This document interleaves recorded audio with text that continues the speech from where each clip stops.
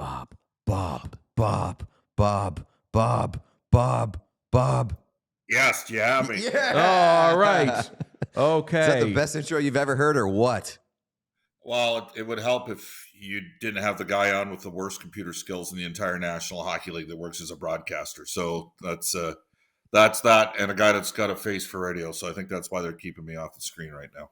I don't think so. You got a very nice face, and I'm sure you're wonderful with computers. I think that it's probably an issue with probably your coverage or something like that. Nothing is your fault. Bob, Try telling my wife that. sure thing. Patch you through. Video, no video, I will do it. All right. Bob, what do you make of this series? Do you feel as confident as Oilers fans probably do right now in them?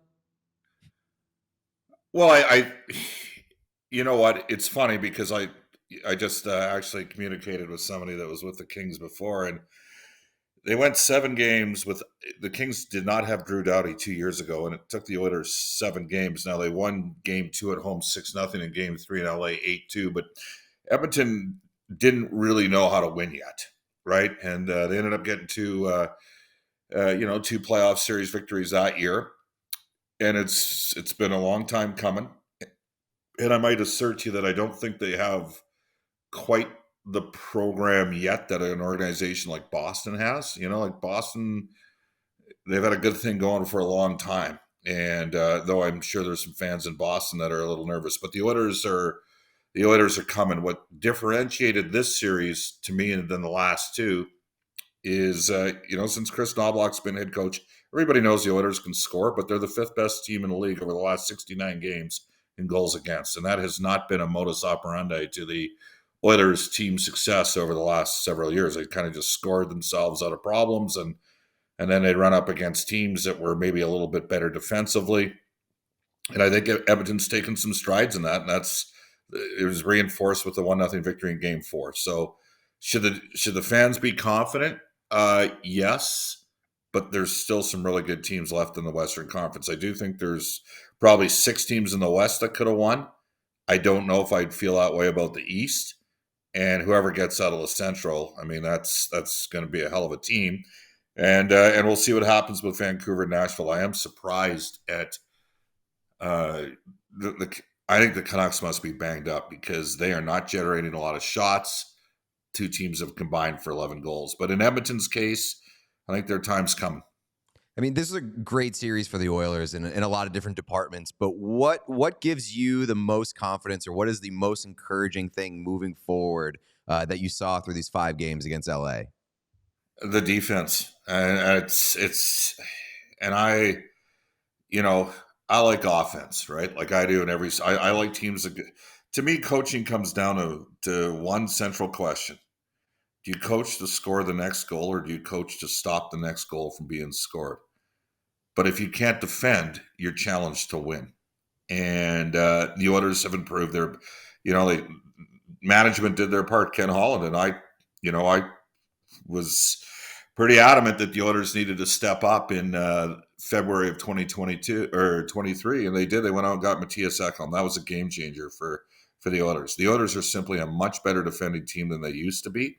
And as a result, because they've got scoring depth, it's not just McDavid and Draisaitl, they are going to be a hard out for whoever they face. Do you think that Nurse is where he needs to be, though? And I agree that their defense has been better and that Ekholm has really been a godsend for them. Do you think that they still have to get right in some respects? And also, how big a part of this is Stu Skinner? Because he, I think, was really good this series. Obviously, he was incredible in game 4, but I think that he played better even than his goals against would suggest. Well, the Kings got the Kings got 4 fluky goals in the series. Yeah. Now, it didn't cost Edmonton a game. They got 3 fluky goals in game 1. That was a 6-1 game that ended up 7-4, right? You had the 2 goals deflecting off the skates, and then you had CC breaking a stick, and that led to a 2-on-1. With Edmonton having complete puck possession. And the goal last night, the 1-1 goal, I mean, that was assisted by the glass. Yeah, I'm with you. I think that Skinner probably he's coming. It's funny. I'm old enough. It's funny I'm on with you guys because the first book I remember reading was Goaltender by Jerry Cheevers on the 70-71 Boston Bruins season.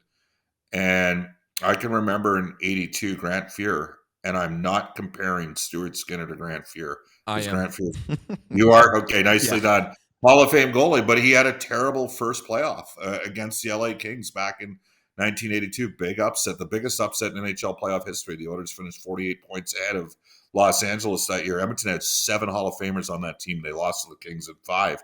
And you know, Grant Fuhr's an Edmonton area product. Stuart Skinner's actually played for the same athletic club that I did as a kid here in town. And, you know, he had a tough first experience last year. I think that happens to a lot of goaltenders that establish themselves in the first year. It's a different animal, a different pressure. But what I like about Skinner is his work rate. Like, he's continuously improved. He came up. Him and Vincent Desharnais 5 years ago were in the ECHL. And they've grinded their way to the top, and he's got a relentless work ethic. And it doesn't matter what you do in your chosen career path. If you work your balls off, generally speaking, you're probably going to be fairly successful. So I think Skinner's shown a lot of growth. As for Darnell, less is more. Hard work is important, but it's also important to have rich parents. That's what we've learned this season too. Yeah, that's a harsh. I had to laugh at that, because wouldn't that mean the person would be less likely to work hard if they had that? Like, it's why you would want to denigrate the accomplishment. Well, I think we all know why. So I'm not even gonna. You know what? I didn't even discuss it. I just shake my head. Obviously, you're referring to the Zach Hyman situation and the additions of Hyman. What happened there? We're talking about that was my own take. Yeah, Hyman and you know, the additions of Hyman and Ekholm and I always preface this by saying, yes, I travel with the team. Yes, I'm in the room as a media person, but I'm not in the room as a player. And I don't know how, or even you know, the equipment guys and trainers would have a good read. But I think that Hyman and Ekholm were pretty important additions, and Ekholm ties into Nurse. Darnell liked playing 24, 25 minutes. He tends to be.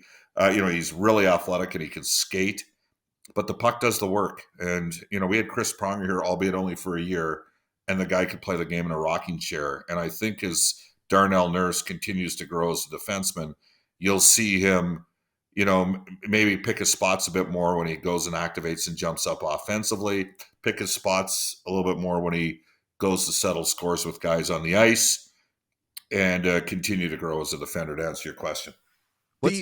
What's your read on this team from just like a vibes perspective? Because we were talking earlier before the show that it really does feel like the vibes around this team, for as kind of intangible as that conversation may be, like they have some magic to them. And we've seen at points these guys kind of like fighting with each other, yelling at each other, but that stuff does happen to good teams. And it seems like they're kind of operating on full cylinders right now and the vibes are good. What's your read on it being closer than us? Well, I would go back to the game in Carolina, because that was the turning point in the season. You know, Knobloch had been in for 5 games at that point. They got routed in the first period. And there's a scene on the bench where McDavid taps Draisaitl and Draisaitl taps McDavid. And then Edmonton came out in the third period of that game and played really well and got going. And then flipped the switch and had, like I said, I mean, they had the best record in the league under Knobloch. In the 69 games he coached, they had a 703 winning percentage. And, it was much better, actually, if you took out the first 5 games. Like, it was like 725. So the fact that Corey Perry would get in an animated discussion with Evander Kane, it's part of the reason why Corey Perry's here, is to provide some veteran guile and some experience. And a guy like that appreciates every second that he's in the league at that stage in his career, and he wants to win. It's, again, I'm around it. They are mature. They're the oldest team in the league, you guys. Like, this is not the Edmonton Oilers of, like, I'm in year 16 doing color, and from 2010 to 2015, the Oilers had either the youngest, the second youngest, or third youngest team all 5 of those seasons.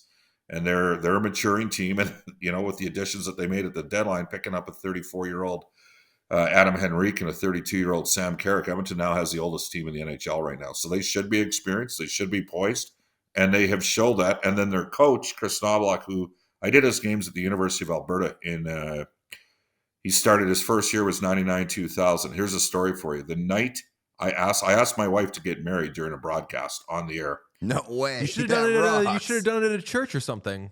No, You got married at a broadcast. No, he asked his wife to get Well, married. I got She it. wanted to get married at a broadcast. During the Golden Bears broadcast, and Chris Knobloch scored 5 goals that night for Alberta. That year, when the Bears got eliminated as a huge favorite at the Nationals, they'd won the 2 previous years. Chris came up to my wife, Kathleen, and myself and said, "Hey, Bob, the next time you get engaged, can you do it during a University Cup final game?" So it was, but I've known the guy for like 25 years. The Oilers, like, he's been on the radar screen for over a decade. Kevin Lowe helped him get the job in here. I'm not sure if you know this, but Edmonton was assisting Sherry Basson at that time with the Erie Otters, and Chris ended up in Erie, and became the first major junior coach in history to have 450-plus win seasons. He helped settle the team down because he's a very chill, relaxed guy. He's strong and firm in his convictions as how he wants the team to play, but the bench is under control during the games, and they're not yipping at officials, and they're, and they have a good team, and so they're confident, and they've got older, mature players, so they can handle a little bit of sidebar discussion between Evander Kane and Corey Perry that wouldn't have been an issue 20 years ago, but goes viral today. I feel so bad for Jay Woodcroft. I didn't love him as a coach, but I think that he's a serviceable NHL coach. They are so much better under Chris Knobloch. It's insane. And I always got the sense as an Oilers fan of like, I don't know if they win under this guy. I hope that he gets another job, and he probably will at some point. But I mean, everything that you just said about Chris Knobloch as a coach and the demeanor that he has and how the team follows that seems so apparent watching them.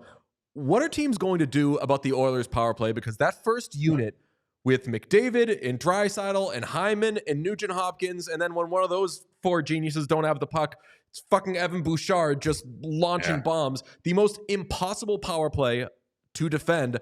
Are teams just going to let Connor McDavid do whatever he wants at 5-on-5, knowing that we can't go on the, like, you saw it last night. Every time the Kings took a penalty, you were like, oh, you idiots. And then the Oilers would score. And that's a team with a second-ranked PK during the regular season. And they got smoked. So are teams just going to basically not touch the Oilers in 5-on-5 play? Because if ever there were a team you shouldn't do that against, or that would burn you for doing that, it would be the Oilers. Well, I will say, I grew up watching the Oilers in the 80s and was, I was 18 the first year the Oilers won the Cup. And I watched the greatest cavalcade and collection of offensive stars in the history of the game. And that's how I want the game played, with style and panache and tempo.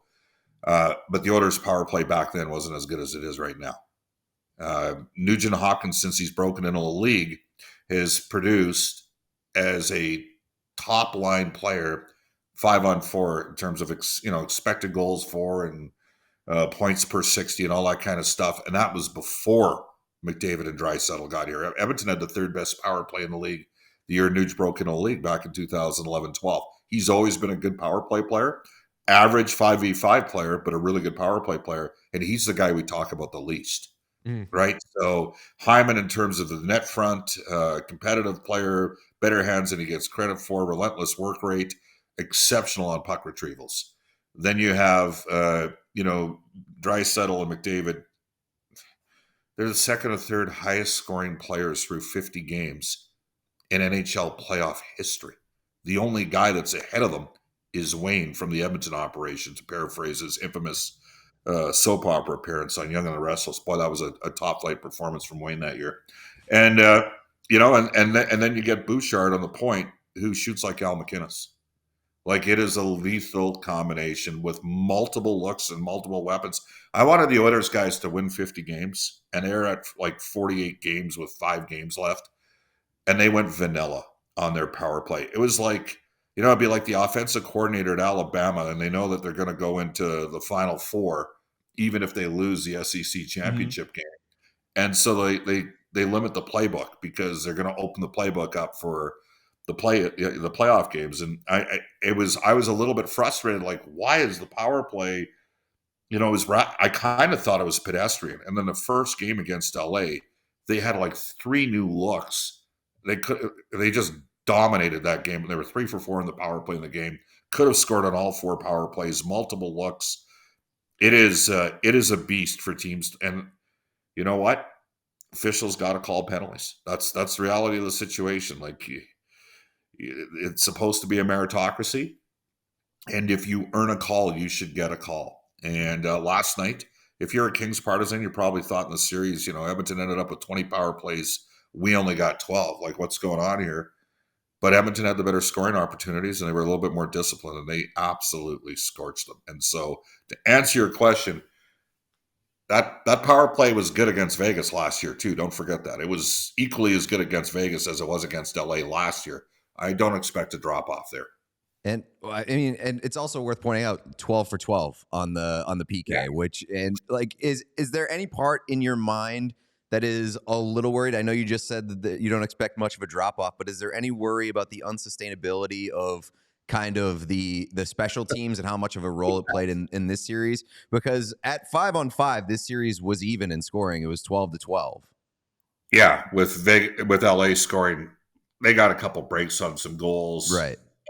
I you know what? I didn't expect the Oilers to have a combined 145% on the power play and PK. Like, if you're at 120, you're cruising. Like, you're unbelievable.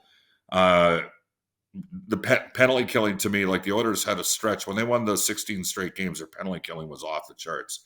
At one point, they were like 36 for 37 on the PK. Then we came back from the All-Star break and they got murdered. Like, that's, to me, penalty. And coaches will tell you penalty killing is more important than the power play.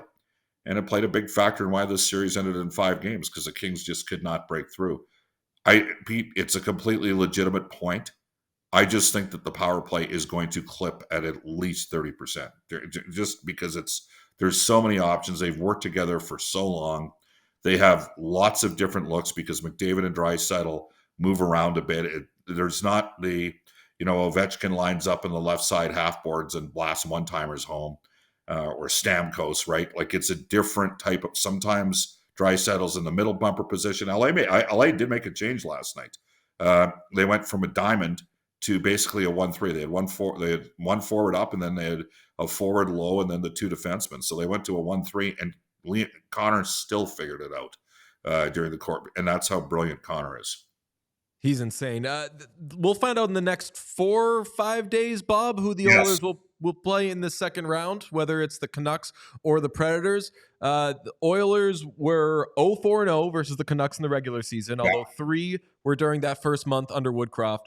2-1-0 against the Predators, but 2 of those games, including the loss, were with Jack Campbell in net.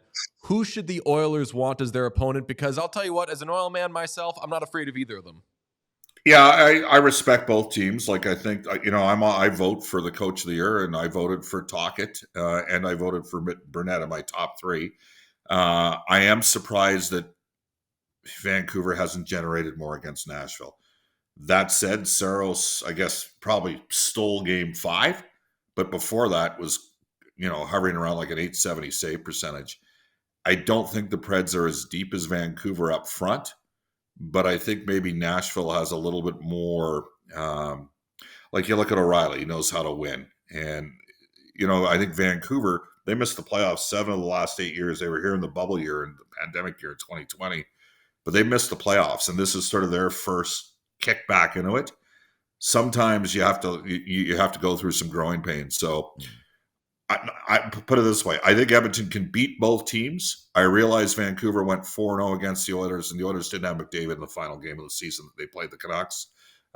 Casey DeSmith won twice in Edmonton this year, including a game in which I think he made 38 saves in a 4-3 win, second game of the season. So Canucks have got some good players. They're well coached. Nashville's well coached. Nashville's got some experience. Either of them are going to be tough outs, but the Oilers have grown, and they got a good team too. What's Gene like? Well, we have this ongoing battle because I always used to think Italian soccer was too passive, and I like teams that go for it, right? Like, I mean, I remember the 82. Were either of you guys born in 82, by the way? Nope. 88. No. Oh, man. 91. I'm a Lindros. Yeah, well, he was a hell of a player. And he was right not to trust Marcelo Bou in Quebec. But I digress. Anyways, Italy, lucked out and won the 82 World Cup. And I always thought Brazil got robbed that year because that team was entertaining. And I remind Gene on a regular basis that, all it took for Italy to win the World Cup in 2006 was to denigrate the world's best player at the time, Zinedine Zidane, about his mother or sister or whatever it was. If that's how you got to win, Gene, he's a great guy. It's a really unique crew. Like Jack's a really talented broadcaster, play-by-play guy. Everybody knows that. And Jack does the playoffs with me on radio. Louis will tell you, Jake will tell you, that I sat down with those guys after seeing Jake play in 12-13 in the lockout year in midget AAA. He was a late round draft choice of Swift Current. And I said, he reminds me a lot of Joffrey Lupul, who was a late bloomer, skilled, smart, can get to areas he's going to play. And Louis a fun guy. And then Gene, I mean, come on, man. A bit of the shtick for me, I'm sort of like, wow. It's tough, and it's, he has days where his hair, when he lets it grow out, he looks a bit like Rhea Perlman. Of course I'm a guy at times that bears a striking resemblance to a cross between Fred Flintstone and Big Pussy from The Sopranos. So amazing, right? So I hear it all the time. Like, it's the amount of memes and stuff that I get sent from our fans on a daily basis. Every time I'm on that panel, it's really fun stuff. I prefer the sit down panels to the stand up panels because you guys will find you get shorter with age. Like, I was 6 feet when I was 13, and somehow I'm 5'10" now. I'm trying to figure out what happened. Oh, I lost like a fucking foot during the pandemic, dude. Like, my posture is just. I don't have a foot to lose, so I'm in dire straits right now. There we go. But you're both really smart and good looking and young. So I'll tell you what, you're all so beloved though. There's an Oilers meme account that I follow, and I sent them a note yesterday. I said, hey, we're having Bob on the show. Is there anything fun that we could use to promote it? And within 5 minutes, they hammered me with like 1,000 adorable Bob Stauffer things, including this, Sean, if you have it. You skating and the Oilers players looking on, so proud and so happy. What was this? You got Red Bull in hand? Yeah, well, yes, so we were in Seattle. The Oilers had just lost to Vancouver or to San Jose on the Thursday. We flew into Seattle, and we were skating at their practice facility. They have like 3 sheets, and I looked at our guys with our Oilers Plus group, and I said, you know what, our guys need a laugh here. And he goes, well, you should go on the ice and skate. And I'm like, did you see? And they were rental plastic skates. Okay, so. We tipped off the guys and said I was going to go out there for a loop. But those skates were not, they said, what's the say? Carpenter never blames his tools. The skates were a little bit challenging. I'm not saying that I'm carrying a little bit of extra weight, but Tony Brar from Oilers TV had to help me do the skates up. No, I'm kidding. But a little girl did a pirouette at center ice, and I was looking down on my phone, not paying attention. And her skate clipped up, and I was like, at the last second I saw it, and I sort of, did a yard sale and fell, and the boys had a good laugh, and that's when the season turned around. It's all you, Bob. No, Bob the galvanizer. Yeah, no, it's funny how many people make reference to that video, and my son was rather embarrassed by it. He's like, "Come on, man. Oh, come on! Those are. I'll tell you, that is the most I've ever seen anybody stunt on these hoes. That video, you have the most swagger I've ever seen. Confidence. One of my most favorite videos on the internet this year. You know what? The older you get, the more you realize, the less you know, and you gotta laugh at yourself. Self like in the media business, self-deprecation works, and I can always tell guys that are young, dumb, and egotistical, because I was once that too. You got to learn how to laugh at yourself. The sooner you learn how to laugh at yourself, the better. It was a good chuckle. I don't plan on doing it again. We also had another one the year before. We were in Washington, and they were chucking the football around, and they had I'm a lefty, and they have a low roof down by the dressing room, and I didn't want to hit the roof, and I grounded like the first two, like neither of the two passes went more than 10 yards, because I didn't want to elevate the ball and knock one of the lights out. And of course they ran that on our Oilers Plus show. And the haters out there, where they want to have a little bit of expense, made fun of the fact that I'm not exactly Steve Young with the left hand. You have haters? Can't imagine. Family members mostly. Oh, okay. Yeah, that's people that you know should hate you. Yeah, but people that watch you, of course, they should be loving it. Would you ever get in on like the Gene type of thing? Would you ever show up and be like, "Hey, Gene, look, just ask the questions. I'm going to dress up as a pizza man today." Probably not. No, I think I'll leave that to Gene. Like it is a uniquely Gene-esque Edmonton thing, right? Like, are there a lot of other hosts that go down that path? Oh, buddy, no. Absolutely. There's no one like Gene. You know, it's supposed to be fun. Like we're in the entertainment business, so you can have real facts. And I bored you with some analytics on the team before, and number one in expected goals for in the season, and finished Knobloch finished second in goals for since he took over, fifth in goals against, third on the power play, seventh on the PK, number one in expected goals for, number four in the face-off circle, all that kind of stuff. But you also got to have a little bit of fun with it, and that's what Gene does. Gene has fun, and the other thing is, guys, the Oilers have had they had a thing called the Decade of Darkness. Like these are the good old days. Like you don't get a win 5 out of 7, not with 32 teams and not with a salary cap. Like it's unlikely we'll see it. So enjoy it while you're there and experiencing it. And that's where we're at right now. Man, we got to get to Edmonton. Yeah. I'll tell you what, final. We're based in Boston, and the only market that we've really been able to grab, like as far as local markets go, Oilers people. Oilers fans are very good, very supportive, and they absolutely love you and Gene and Louie and Jack for good reason. Lastly, I don't really know how to phrase this, but what feels better, making Zach Hyman smile because he's got that incredible smile, or making Leon Draisaitl smile because not everyone can do that? It's funny because Zach's a Michigan fan and I'm an Alabama fan, so we had a little wager on the the semifinal game that went in overtime. The whole team wanted Zach to win, also because Alabama's won a lot. Zach's just an amazing guy. Leon, my friend, Corey Clouston coached him in Prince Albert. I did Corey's games at the University of Alberta as well, and a funny story in Leon's draft year. I asked Corey, I go, well, you got a couple 30 goal scorers playing with Leon here. And he goes, Stauf, how much do you weigh right now? And I'm like, well, that's kind of a personal question, but 230, why? And he goes, I think you'd score 30 with Leon. And he's going to be way better than people think because he can really shoot the puck. And I'm guaranteeing you, like I was like, well, can he be a 25 goal, 70, 75 point guy? And this is before scoring jumped a bit. He goes, no, he's going to be way better than that. He might be able to score 40 one day. Leon, you can get Leon and Zach are different. There's no question about that.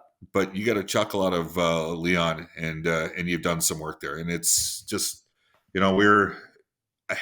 work for the club, so I'm going to stick up for him. And at times he's pushed back a bit on some of the questions that he gets, and maybe I've understood why he would push back sometimes. So I would say maybe Zach might be an easier guy to get a chuckle out of, but Leon certainly has a better sense of humor than people realize.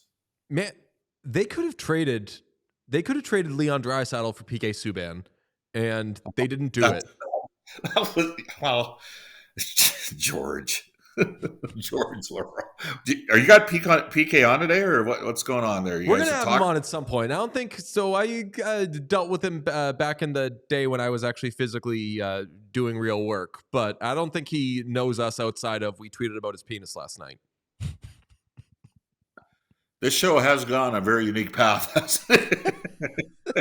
Anyhow, that was... You know what? I never thought that was close to happening. Just I know the rumor was out there. The Oilers were looking for a right-handed shooting defenseman.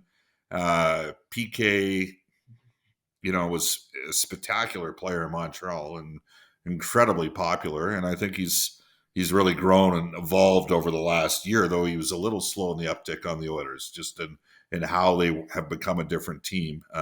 It's interesting watching. Yeah. Mark Messier is the guy that's he's taken a big step forward on that panel, in my opinion. Just watch, much more comfortable on the air, which it doesn't happen overnight. Just because you're a great player doesn't mean we're all a work in progress. So was that actually that was not as close to a deal as maybe was rumored out there at one time. So my understanding of it was somebody from the Canadians told me, I was talking to them at that draft, and I was like, is Subban thing happening with Edmonton? And he said, if they give us Leon Draisaitl, yes. And I was like, are they going to give you Leon Draisaitl? And he was like, I don't think so. So, and I remember like that was around that. So I used to have this like obsession with Leon Draisaitl as a prospect because it fascinated me that Peter Chiarelli arrived in Edmonton, wasn't afraid to trade anybody, which has always kind of been Peter Chiarelli's modus operandi. And he right away like watched Draisaitl and tethered himself to him and gave him that big second contract that a lot of people, I mean, in Boston, Pasternak was up and people were saying, oh no, Chiarelli ruined the market. Why did he give Draisaitl so much money? And very, very quickly, that contract looked amazing. And I still can't wrap my head around for a player that makes people so immediately think this guy is incredible, he's the future.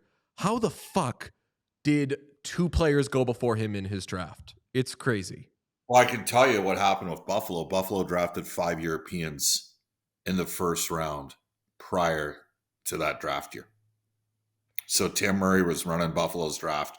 I was elated. I was stoked that the Oilers got Draisaitl. Craig McTavish and Scott Housen in 2014 were running the team at that time. And I'd met with Leon multiple times myself because the Edmonton Oil Kings, en route to winning the Memorial Cup that year, played Prince Albert twice in the regular season in the final 2 weeks and then played him in the opening round of the playoffs. And Draisaitl was the only reason why PA wasn't getting blown out every game 6-0 because Edmonton had a hell of a team. Last WHL team to win the Memorial Cup. And then you did your homework. Pete, the day of Pete's press conference, after the press conference that day when he got announced as the new president GM of the Edmonton Oilers, he flew to Kelowna because Leon had been moved. Leon didn't even need to be sent down to the minors or sent back to junior during the 14-15 season.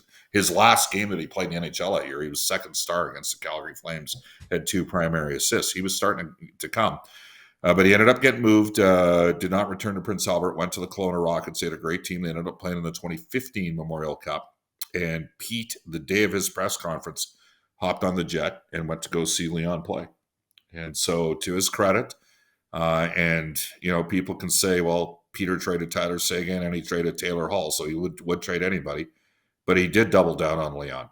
And I think we knew, those of us that have been in, you know, and I worked for the club, like we knew Leon was going to be pretty good. And you're 100% right. Your memory is exceptional, DJ. Like our fan base, some of the guys that I know well that really know hockey were livid that the Oilers did $8.5 million times 8 years, but they didn't see Draisaitl becoming a 50-goal scorer, which he's done 3 times, or a 100-point scorer multiple times. They didn't see that. And as it's turned out, he's totally outperformed the contract. And that is a contract that Pete Chiarelli got right all day. Dude, the Oilers fucking rock. Have you ever seen There Will Be Blood? What are your thoughts?